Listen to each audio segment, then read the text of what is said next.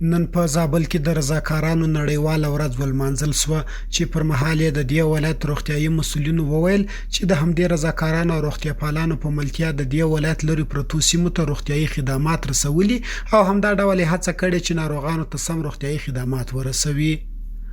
د دې ولایت د عامې روغتیا رئیس وویل هڅه کوي چې د روغتیا د برخې رضاکارانو لپاره امتیازات او امکانات هم چمتو کړي.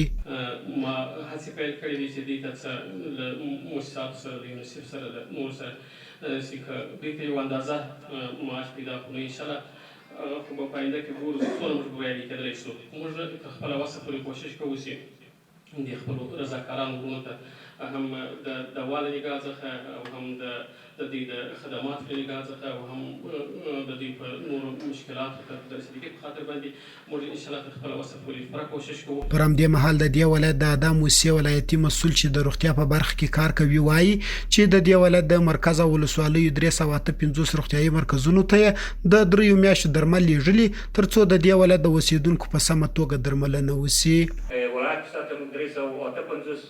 صحي پوستې لرو چې د صحي پوستو ته هم د 3 میاشتو لپاره دوا لګلې ده نومبر دسمبر جنوري ته آخره پورې او نور هم هغه شیان چې تاسو ته پکار دي انشاءالله موږ به کوشش کوو لکه مولوي صاحب چې وویل نورو ځایونه که د موږ سره نه وي هغه صحت په بخش کې موږ همکاران لرو یونیسف او WHO نور همکاران چې هغه ورته برابر. بل لوري بیا رضاکاران او روغتیاپالان وایي هڅه یې کړې تر څو د لرې پرتو سیمو اوسېدونکو ته روغتیايي لارښوونې او خدمات ورسوي.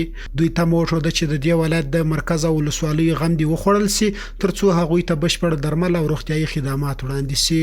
ټول زابل ولس نفوس ډېر د کم صحت چې ده هغو کم نیولی.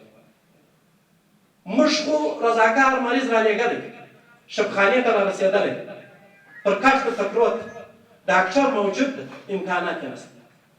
امکانات نور پرې کېدل غواړم امکانات راپرک تشکیل مو راپرک د زنانه ډاکټري مشکلات مو راپرک.